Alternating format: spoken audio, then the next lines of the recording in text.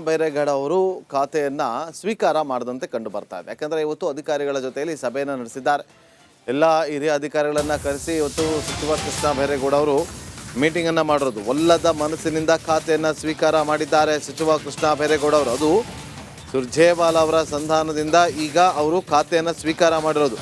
ಬೆಂಗಳೂರು ನಗರಾಭಿವೃದ್ಧಿ ಸಚಿವರಾಗಿ ಅಧಿಕಾರವನ್ನು ಸ್ವೀಕಾರ ಮಾಡಿರೋದಲ್ಲದೆ GBA ವ್ಯಾಪ್ತಿಯ ಎಲ್ಲ ಹಿರಿಯ ಅಧಿಕಾರಿಗಳ ಜೊತೆಯಲ್ಲಿ ಮೊದಲ ಸಭೆಯನ್ನು ಕೂಡ ನಡೆಸಿದ್ದಾರೆ. ನಗರದ ಪ್ರಮುಖ ಸಮಸ್ಯೆಗಳು ಹಾಗೂ ಪರಿಹಾರದ ಬಗ್ಗೆಯೂ ಕೂಡ ಚರ್ಚೆಯನ್ನು ನಡೆಸಿದ್ದಾರೆ ಅನ್ನೋ ಮಾಹಿತಿ ಲಭ್ಯವಾಗ್ತಾ ಇದೆ. ಸಭೆಯ ದೃಶ್ಯಾವಳಿಯನ್ನು ಕೂಡ ನೀವು ನಮ್ಮ ಸ್ಕ್ರೀನ್ ಮೇಲೆ ಗಮನಿಸ್ತಾ ಇದ್ದೀರಿ. ರಾಮಲಿಂಗಾರೆಡ್ಡಿ ಅವರಿಗೆ ಬೇಕಾಗಿದ್ದಂತಹ ಖಾತೆ ಇದು. ಅದಾದ ನಂತರ ಕೃಷ್ಣ ಬೈರೇಗೌಡ ಅವರಿಗೆ ಅದು ರಾಹುಲ್ ಗಾಂಧಿ ಅವರ ಮೂಲಕ ಅದು ಒಲಿದು ಬರುವಂತಹ ಖಾತೆ. ಆದರೆ ಯಾವಾಗ ಈ ಒಂದು ಬೆಂಗಳೂರು ಅಭಿವೃದ್ಧಿ ಖಾತೆಯಲ್ಲಿ BDA ಇಲ್ಲ, ಅದು CM ಬಳಿ ಇದೆ ಅನ್ನೋದು ಗೊತ್ತಾಗುತ್ತೋ ಎಲ್ಲರೂ ಕೂಡ ಅದನ್ನು ಸ್ವೀಕಾರ ಮಾಡೋದಕ್ಕೆ ಹಿಂದೇಟನ್ನು ಹಾಕ್ತಾ ಇದ್ರು. ಕೃಷ್ಣ ಬೈರೇಗೌಡ ಅವರು ಕೂಡ ಈ ಒಂದು ಖಾತೆ ಬೇಡ ನನಗೆ ಅಂತೇಳಿ ಒಲ್ಲದ ಮನಸ್ಸಿನಿಂದ ದೆಹಲಿಗೆ ಹೋಗಿ ಹೈಕಮಾಂಡನ್ನು ಮೀಟ್ ಮಾಡಿ ಅವರ ಜೊತೆಯಲ್ಲಿ ಒಂದಷ್ಟು ಬೇಡಿಕೆಗಳನ್ನು ಇಡುವಂಥ ಕೆಲಸವನ್ನು ಕೂಡ ಮಾಡಿದರು. ಆದರೆ ಕೊನೆಗೂ ಹೈಕಮಾಂಡ್ ಅವರನ್ನು ಮನವೊಲಿಸೋದ್ರಲ್ಲಿ ಯಶಸ್ಸನ್ನು ಕಂಡಿದೆ. ಹಾಗಾಗಿ ಇವತ್ತು ಖಾತೆಯನ್ನು ಸ್ವೀಕಾರ ಮಾಡಿದ್ದಾರೆ. ಮೊದಲ ಸಭೆಯನ್ನು ಕೂಡ ನಡೆಸಿದ್ದಾರೆ. ಈ ಬಗ್ಗೆ ಹೆಚ್ಚಿನ ಮಾಹಿತಿಯನ್ನು ಕೊಡೋದಕ್ಕೆ ನಮ್ಮ ಪೊಲಿಟಿಕಲ್ ರಿಪೋರ್ಟರ್ ಹನುಮಂತು ಫೋನ್ ಸಂಪರ್ಕದಲ್ಲಿದ್ದಾರೆ. ಹನುಮಂತು, ಕೊನೆಗೂ ಖಾತೆಯನ್ನು ಸ್ವೀಕಾರ ಮಾಡದಂತೆ ಕಂಡು ಬರ್ತಾ ಇದೆ. ಹೇಗೆ ಸಾಧ್ಯ ಆಯಿತು? ಹೈಕಮಾಂಡ್ ಹೇಗೆ ಮನವೊಲಿಸುವಂಥ ಪ್ರಯತ್ನವನ್ನು ಮಾಡಿತ್ತು? ನಾಗೇಂದ್ರ ಬಾಬು, ಖಾತೆ ಹಂಚಿಕೆ ವಿಚಾರಕ್ಕೆ ಕಾಂಗ್ರೆಸ್ನ ಹಿರಿಯ ಶಾಸಕರು ಸಚಿವರಾದಂಥ ಸಂದರ್ಭದಲ್ಲಿ ಸಾಕಷ್ಟು ಅಸಮಾಧಾನವನ್ನ ಹೊರಹಾಕಿದ್ರು.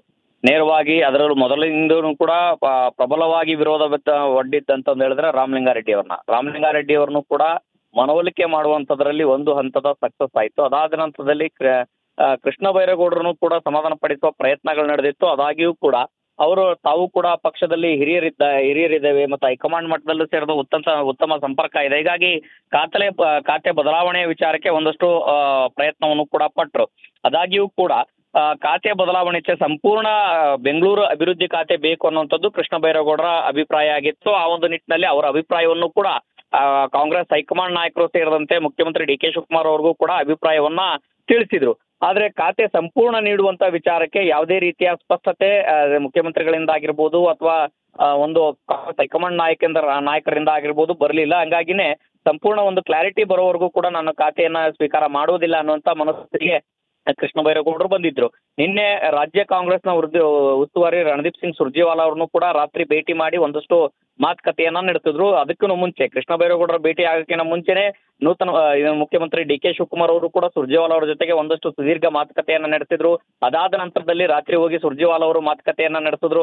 ಮಾತುಕತೆಯ ನಂತರದಲ್ಲಿ ಎಲ್ಲೋ ಒಂದು ಕಡೆಗೆ ಸದ್ಯದ ಪರಿಸ್ಥಿತಿಯಲ್ಲಿ ಗೊಂದಲ ಮಾಡ್ಕೊಳ್ಳುವಂಥದ್ದು ಬೇಡ, ನೀವು ಮೊದಲಿಗೆ ಅಧಿಕಾರ ಸ್ವೀಕಾರ ಮಾಡಿ, ಖಾತೆಯನ್ನ ಸ್ವೀಕಾರ ಮಾಡಿ, ಮುಂದೆ ಗೊಂದಲಗಳನ್ನ ಸರಿಪಡಿಸಬಹುದು ಅನ್ನೋಂಥ ಒಂದಷ್ಟು ಭರವಸೆ ಸಿಕ್ಕಿದೆ ಅನ್ನೋಂಥ ಅಭಿಪ್ರಾಯ ಕೃಷ್ಣ ಬೈರೇಗೌಡರ ಅವರ ಆಪ್ತ ವಲಯದಲ್ಲಿ ಕೇಳಿ ಬರ್ತಾ ಇದೆ. ಆದ್ರೆ ಖಾತೆಯಲ್ಲಿ ಯಾವುದೇ ರೀತಿಯ ಬದಲಾವಣೆ ಆಗೋದಿಲ್ಲ, ಅವರಿಗೆ ಬಯಸಿದಂತ ಸಂಪೂರ್ಣ ಖಾತೆ ಸಿಗೋದಿಲ್ಲ ಅನ್ನುವಂತ ಒಂದಷ್ಟು ಅಭಿಪ್ರಾಯ ಈಗ ಮುಖ್ಯಮಂತ್ರಿಗಳ ವಲಯದಿಂದನೂ ಕೂಡ ಕೇಳಿ ಬರ್ತಾ ಇರುವಂತದ್ದು. ಆದ್ರೆ ಈಗ ಏನು ಎರಡನೇ ಹಂತದ ಪಟ್ಟಿ ಏನು ಎರಡನೇ ಹಂತದ ಸಚಿವ ಸಂಪುಟ ವಿಸ್ತರಣೆ ಸಂದರ್ಭದಲ್ಲೂ ಕೂಡ ಒಂದಷ್ಟು ಖಾತೆಗಳ ವಿಚಾರದಲ್ಲಿ ಸಿಗಬಹುದು ಅನ್ನೋಂತ ಒಂದಷ್ಟು ನಿರೀಕ್ಷೆಗಳನ್ನ ಇಟ್ಕೊಂಡಿದ್ದಾರೆ.